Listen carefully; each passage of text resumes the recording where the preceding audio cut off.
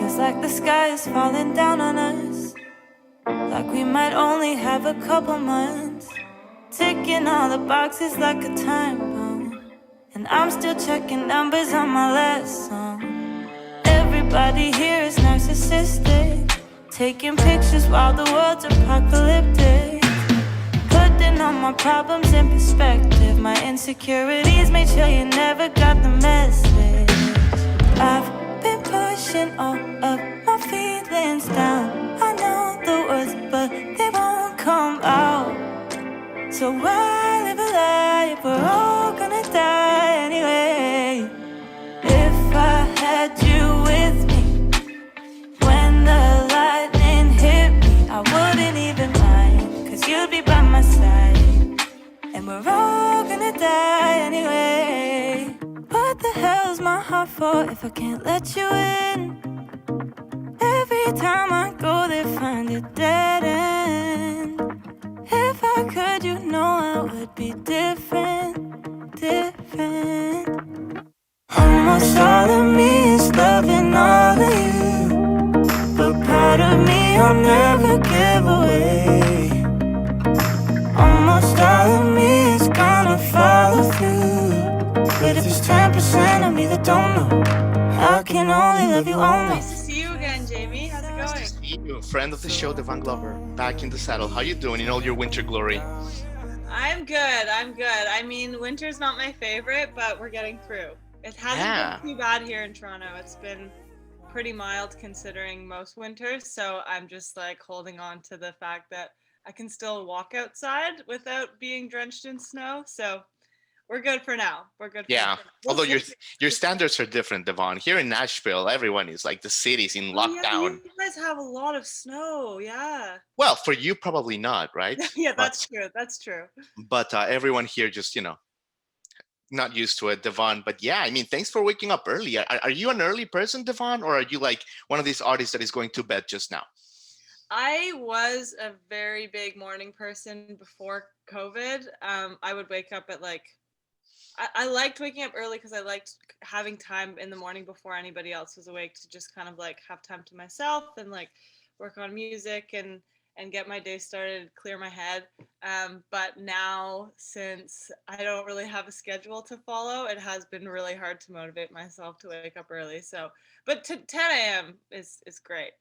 I'm always up by this time at least. Love it, Devon. Yeah. So I mean, first of all, so let me thank you for your time. Obviously, Pink Noise, the EP, it's coming out February 26th.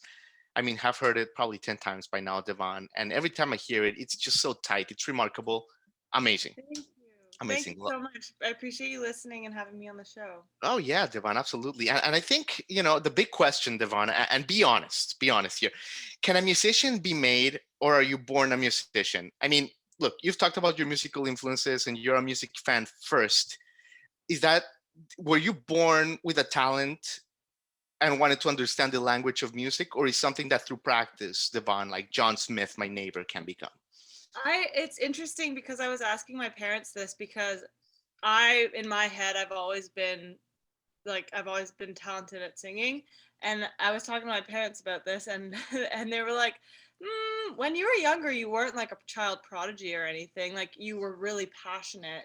And so I think that is the key, is just the passion. Like if you're really willing to dedicate the time and it's just like your soul just pulls you to pursue music in whatever way from a young age. I do think I guess some people are inherently better at picking up instruments and a little bit quicker at learning.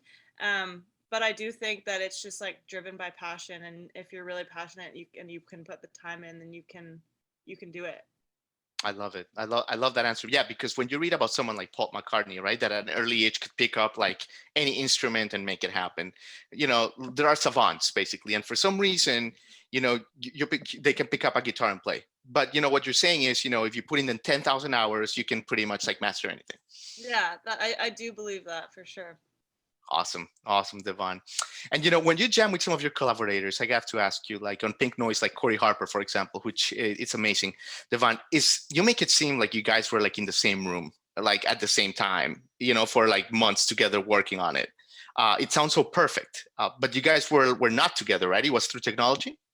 So we were together on the day we recorded it, but it was the first time we had actually met in person. We had just been talking on, I think, Instagram and like texting and calling for a couple Unbelievable. months leading up to it. And then I finally moved to LA for a few months, and that's when we were able to get in the studio and do it together. But since we had just been talking so much, when we actually met in person, it felt like were already friends, and it was super easy and casual, which was nice because it can always be weird to actually meet someone in person and then be like, oh, we have to pour out our emotions and record this song in one day. And like we did the whole thing in 8 hours. And it was like a big grind, but we all just got along really well. So it was a lot of fun. Absolutely. I can imagine that, Devon. And especially with technology. I mean, it's like dating, but with that artistic element. So there's more at stake. So Yeah, for sure. I love it, Devon. And okay, and when you write a new EP, Devon, obviously whether it's with your band or now solo, you hear the music in your head, and when you sit down with your creative team, with your managers, your publicists, and your creative team as well, and you say, okay, it's time for my EP, guys. It's the pandemic, like it's the right time. Are you open to their changes and their new ideas, or is it like, look, guys, I've heard this in my head already. I know how I want this to go. Just please try to facilitate what I have in my head. So for this one, since it was my first EP and first solo project, I feel like I was very open to feedback, and it was a really big exploratory process for me of just figuring out like what my individual perspective and my individual voice sounds like. Because I've done lots of collaboration, but this was the first time it was just my solo project. Right. And I've always had kind of an idea of what I wanted to sound like and influences that I wanted to draw from. But I was very open to feedback from my collaborators and my team, just because even though I am the one with the vision, I feel like it's kind of like a learning curve to do your first solo project. And luckily my team and my collaborators are all people I know really well and trust, and they kind of get what I'm trying to do too. So I think that's key. Like they're not trying to swing me in a certain direction, but Right. they're helping me better get to where I want to go. they're So they're, yeah, they're in definitely tune starting with with your a positive. vision. It's not like, no, you have Yeah. to go more country, nothing like that. Yeah, nothing like that. Yeah. I love it, Devon. And okay, like I mean, let's talk about, we're talking about Corey Harper, so let's talk about that song, Almost. This song is so addictive, Devon. It's the perfect song. So you team up with Corey, LA based, like you said, you went to visit him, and your voices are amazing. But what I love about this song, Devon, is that you've captured like a zeitgeist that I think that and I went back and looked at it. It's from Tony Robbins. He says, stop being afraid of what could go wrong and start being excited of what could go right. And so I just, on a human level, Devon, why do you think as a society it seems people are having more trouble fully committing to things, Devon? Oh, that's an interesting question. I think, well, from my perspective, and so I wrote this with my friend Kyle Reynolds, and we're both musicians, and we are both in relationships with people And who, when people hear the song, they're going to understand what we're talking about. yeah, Basically. yeah, Yeah. Mhm. yeah, who are on a bit of a different life path. And I think, especially in your mid 20s and early 20s, everybody's kind of doing different things. And especially being in a creative industry, your life, your day to day is so volatile, and you don't really know when you can like commit to something, or when you have to go on tour, or when you have to fly somewhere and pursue this opportunity that's like feels like a once in a lifetime thing, and you kind of have to be willing to up and leave for your career. But if you have a relationship and that's more settled and in one place, it's a little bit of, it feels like a bit of a hard decision because you're so young and you obviously want to do your career justice, but you also want to give what you can to the relationship. And I think that creates a little bit of doubt and a little bit of insecurity for both, because when you're in your 20s you're like, what should I be doing? And I think it's really hard to like know what your right place is at that particular time. So I was just talking about that to my friend Kyle, and he was in a very similar position, and we were like, it's kind of a sad idea, but I feel like people can probably relate to it. It's such like a, I feel like it's such a, it's, no one really commits to anything right now. And I think that's also probably because of like the speed at which we get given content and media to digest. And there's just like so much going on at all times that it can be hard to uh, focus. Yeah. Yeah, no, I agree. I actually think the problem is gonna manifest like in society in like ways we can't even imagine. But that's another that's for a TED talk, basically. Yeah, yeah, absolutely, Devan. Okay, make up your mind. Love the production. I mean, the lyrics are Thank you. wonderful and it's just so playful, but the production's super cool. I just have to Thank emphasize that. But you. that line though, like best part is in the middle, so don't turn around and try to call me a friend. Like those like little nuggets. It's just such a fun listen. Is it fair to say, Devon, that a song like this just flows out of you so easily? Would I be wrong with this? It just seems like this is like you and your core, and then it allowed you to be more creative with the production because like you had that like easy going out. So this was the song. That song is one that I wasn't sure about including on the EP because it's the oldest song on the EP, and it's also the first song that I fully ever produced on my own. And now listening to it, I feel like I've come a long way since then. But I think that's why I wanted to put it on the EP, because that was songwriting for me is tough. Like for some people, it's like I can write a song in 10 minutes, but I think for me, I get in these spirals of like self doubt, and I second guess things and I scrap ideas really easily. So this was the first song for me that I fully produced and fully wrote in like half an hour. Amazing. And I felt like that lack of kind of pressure that I usually put on myself. And so I just felt really free when I was making that song. And it was such a weird song. And I was like, what is this? But to me, it held such like a special place in my heart because I was like, this kind of signifies feeling freedom in Yeah. the creative process. And I feel like I was like finding my footing in a lot of ways. Um, and just because it's the first song I ever fully produced on my own, I was like, I want to have this as a chapter of my progression as an artist and producer. So that's why I felt like it's the demo version that's going on the EP, but I just got it remixed, so it sounds a little better. But yeah, I just kept it in its form, like original demo vocals, didn't mess with the production, and I was just like, I want people to hear that, like the first step in the journey, I guess. That's an amazing story because that's exactly like you mission accomplished. Like that's exactly how it felt. It's like, Oh, that's you good. know, Thank you. yeah, 100%. It's like, look, sometimes you go to a fancy restaurant and you're like, you know what? I just want the cheeseburger. Like you just like it's like I get it. You guys have great steak, great lobster, but like I just want the chicken tenders tonight. It's like sometimes like and you positioned it perfectly. It's not like it's the intro. It's like it's a palate cleanser. So Thank awesome, you.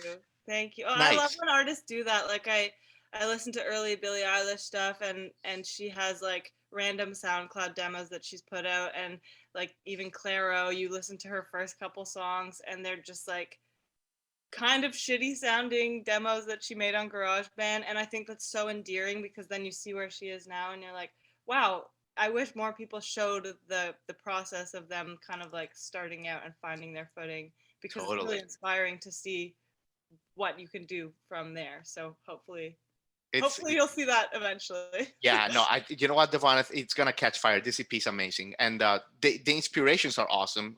You made a playlist on Spotify about it. It's called Pink Noise, the playlist, and you see our esteemed guest here brushing her teeth and taking a selfie. That's how you know. That's how you know that's the playlist. It includes Olivia Dean, Amy Winehouse, Noah Khan, and it got me thinking, Noah, Devon, about you as a child, like you as a 9-year-old. Take us inside 9-year-old Devon in your bedroom. What were you listening to? What posters did you have on the wall? Like, what were like, just take us Ooh. in like one of those after school afternoons. Yeah, okay. So when I was 9, I was living in London, where I grew up. And so that's why a lot of my influences are British. Um, After school, I used to come home and there was 5 music video channels that I could just cycle through all day.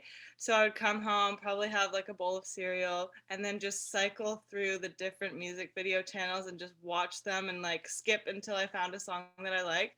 I'm trying to think of what I would have been listening to when I was 9. Um, there was a lot of like cheesy British boy bands and girl bands. One was called Blue, one was called Girls Aloud. And then Okay. obviously like Spice Girls, Britney, like all the classic pop back Oh, the then. classic. But I'm trying to think, that would have been like 2000 and something, like early 2000s.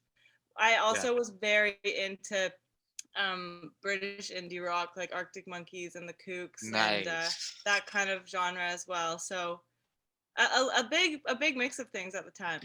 You've always been cool is what is basically like, translation. Like I've always like known what's cooler before everybody else. That's what I'm hearing. I mean, I probably like to think that at the time, but realistically, who knows? I That's feel like amazing. every 9-year-old who likes music wants to be a trendsetter in some way. Oh, I love it, Devon. I love it. So listen, I mean, you've been so generous with your time. We love having you. Tell us about like, what you're thinking like as far as the shows are concerned for this EP, right? Because it's going to be different from Wild Rivers, I think. It's in fact in some ways cooler, more intimate, a little bit more flexibility. Like how do you envision you performing these songs live? Yeah, so I've been thinking about it a lot. I who knows when I'll be able to, but I want to kind of experiment with a variety of forms of the live show. So I would love to have a small band on stage, but then I would also love to have the flexibility to use like a beat pad and kind of loop things on Mm. my own and have a little bit of versatility within the set. Um, and one thing that I've always wanted to do on stage is dance. So I've been trying to make songs in quarantine to cheer myself up that I can just like dance to and have everyone in the room dance to. So that's my goal of the show. I want an energetic live show.